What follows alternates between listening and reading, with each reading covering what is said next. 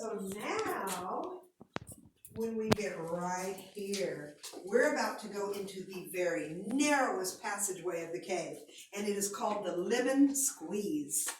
I don't think any of you will get stuck, but if you do, can you three up here help me pull, and then you guys back there are going to push, and that should get us unstuck. Definitely do that. Okay, that works. All right, now have you? Oh wait, hold on, wait for me, babe. You're gonna come back this stay way. behind. Stay behind. There you go. Now, what we're gonna do is we're gonna look at the signature of Mark Twain. Now, he was not born with the name Mark Twain. He was born with the name Samuel Langhorne Clemens, but he did sign on the wall Clemens, and we've had Mark Twain scholars tell us that it is indeed his signature and not another Clemens family member's signature. Now, you are welcome to take photos with your camera, all right, and you can use flash, but on this one I recommend you don't because you might not see it very well. It's behind a screen to protect it, okay? And when the flash goes off on the screen, you can't see very well. Look at this, more calcite, you guys. See that one? Huge. And I try not to touch them just so that they stay looking as good as they can. Now then, the Clement Signature, when you get to it, is right in the middle in that circle of light. And can you see that back there? Probably not yet, but it's right in the very middle. Take a look, take a snap photo if you want to, and then meet me at the alligator. Uh-oh. But guess what? It's rock, so it can't bite. Oh, look at her. She stomped it out. It's okay now. We're okay. Now, let's go this way. Some people call it the crocodile. Oh my gosh. Does anybody get that really bad joke? No, you like that one?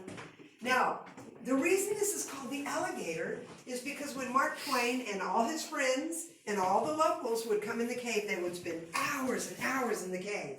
Yeah, just don't fall in. Good job, kids. Y'all are awesome looking out for him.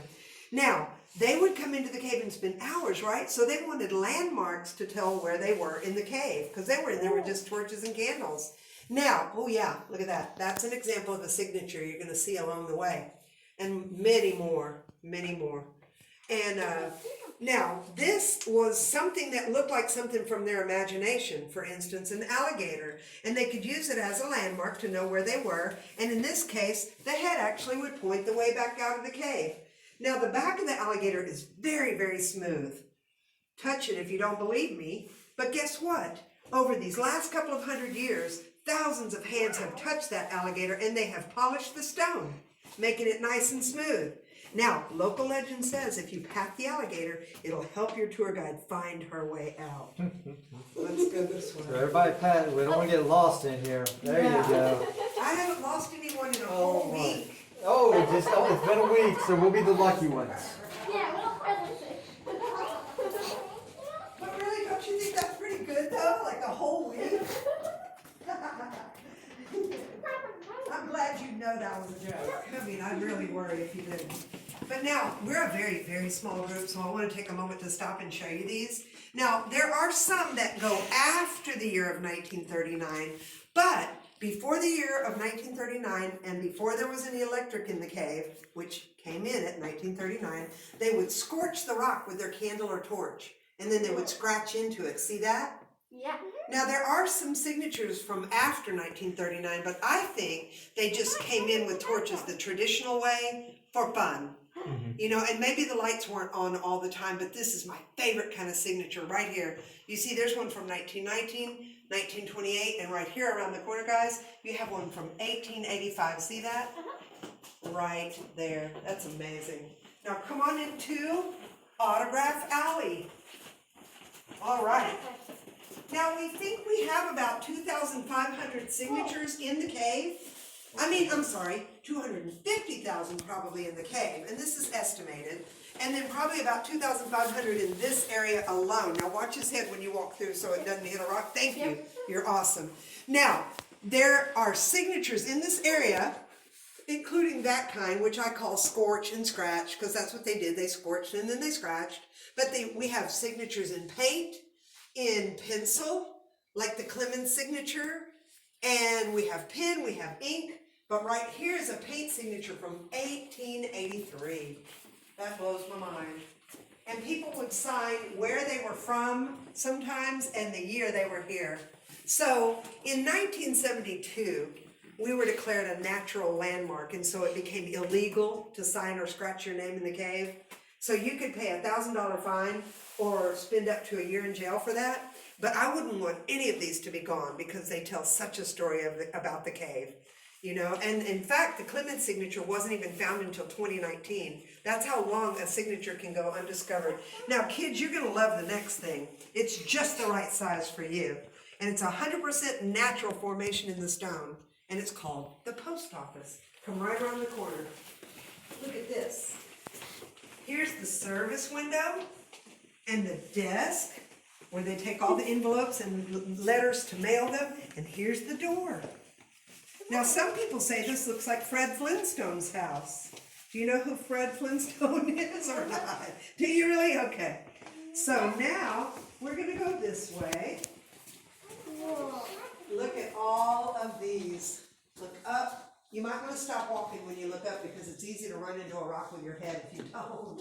I like to say the rocks like to jump out and bite you in the face. But we don't want that to happen. Look how nice those letters look right there.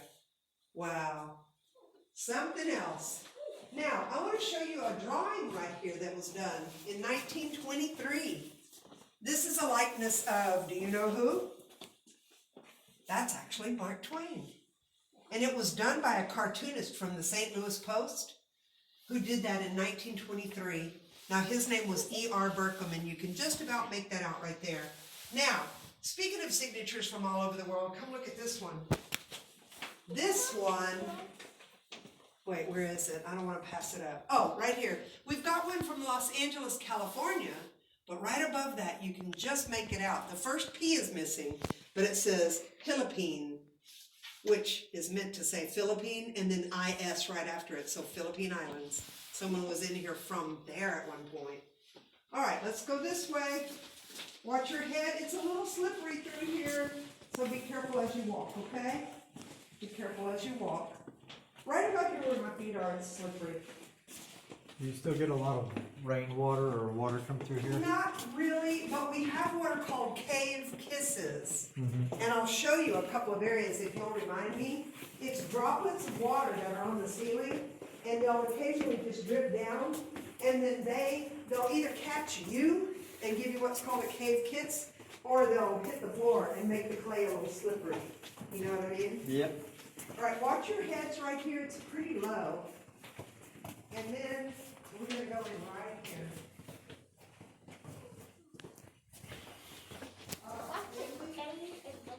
You'll see it on this side. All you can line up on the wall on this side. Right about here where this dip is. See that dip in the rock right there? You can stand right about here.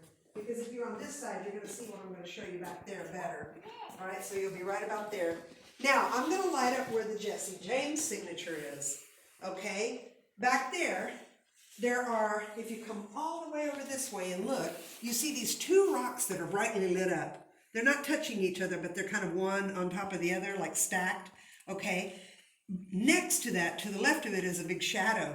And that goes into a passageway that's about a third the width. It's much more narrow than the lemon squeeze. About 20 feet back, 25 feet back in, and on the right, you've got the signature of Jesse James. Now it's about this high. I always was saying eye level, but someone told me, nope, more like this. And it's only 4 inches long, and it says Jesse James, September 22nd, 1879.